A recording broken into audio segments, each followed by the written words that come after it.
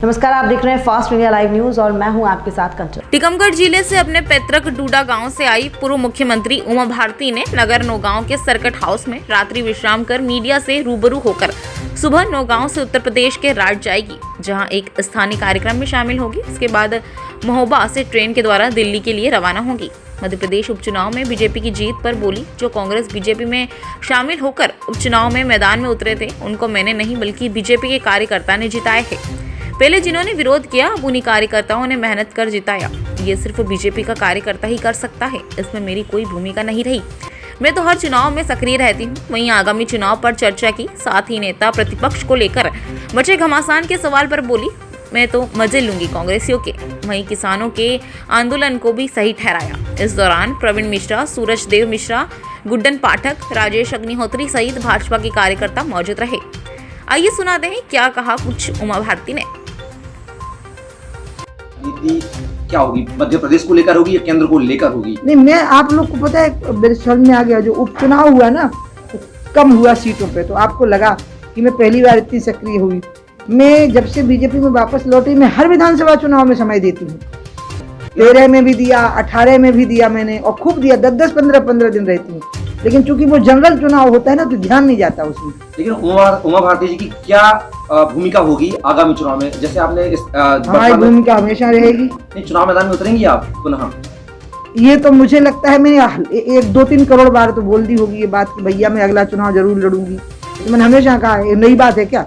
मध्य प्रदेश में कांग्रेस को नेता प्रतिपक्ष नहीं मिल पा रहा है। वो आपस में ही कहीं डॉक्टर गोविंद सिंह का नाम आ रहा है, तो कहीं विजयलक्ष्मी साधु का नाम आ रहा है। चूंकि इमरती देवी को मतलब चुनाव प्रभारी थी डबरा से विजयलक्ष्मी साधु, तो किस नजरिए से देखती हैं कि क्या कांग्रेस में नेता प्रतिपक्ष को लेकर दौड़ चल रही है? इससे मुझे क्या परेशानी होगी, मैं तो इससे मजे लूंगी।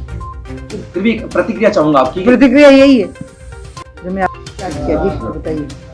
मैडम, मध्य प्रदेश में उपचुनाव में बीजेपी ने बढ़त हासिल की है, तो क्या माना जाए कि पूर्व मुख्यमंत्री उमा भारती का जादू क्या अभी भी मध्य प्रदेश में बरकरार है, जो उपचुनाव को जीत दिलाने में मदद की? चुनाव प्रचार की कमान आपने भी संभाली थी। ये तो कार्यकर्ताओं ने अपने उदात्त चरित्र का परिचय दिया, क्योंकि जिनको वो हराने के लिए लगे थे, उन्हीं को वो जिताने के लिए लग गए।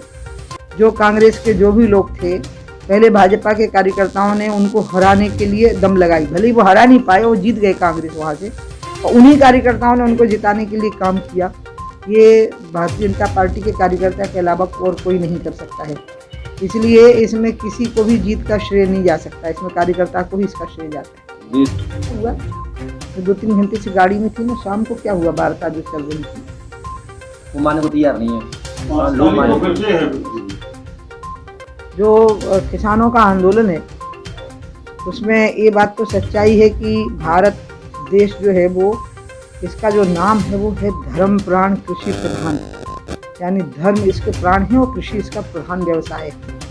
तो जो प्रधान व्यवसाय से जुड़े हुए लोग हैं, उनको परेशानियां तो आई हैं, और आज़ादी के बाद से लेकर के अभी तक किसानों की अनदेखी हुई है। पहली बार मोदी जी ने इस पूरे मामले को लेकर के एक गंभीरता के साथ में एक फैसला लिया, मोदी जी की सरकार ने, और उस फैसले के कारण जो बातें हुई हैं, उसको कुछ लोग हैं जो ऐसा भड़का देते हैं, तो उसके कारण स्थितियां ऐसी बन गई हैं।